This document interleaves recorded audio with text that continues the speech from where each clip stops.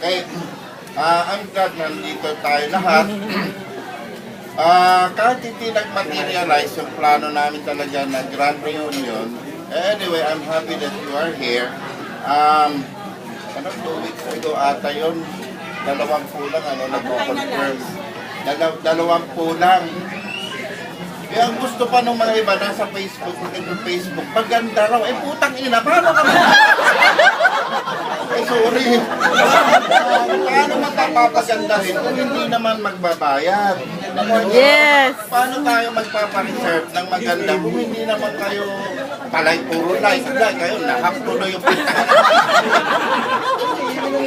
Yung natusunod, ang plano namin is after 3 years.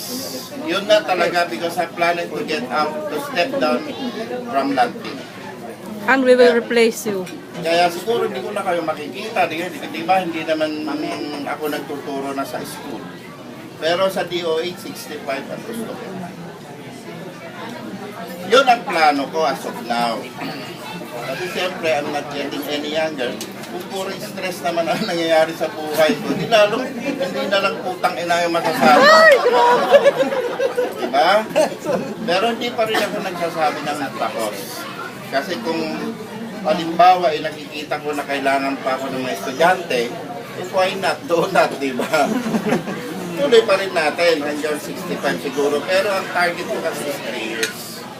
Iwanan ko si Doktor. Kaya nga tinuturuan ko na itong dalawa kasi nga sila yung iiwanan ko sa landing. So, kayong dalawa, sasabihin ko na ha, sana yung mga nasimulan natin at nasimulan ko, ituloy nyo. May alam na ako sa'yo. Putang ina. So, yun lang. Thank you. Nandito kayo lahat. Isang bagsak!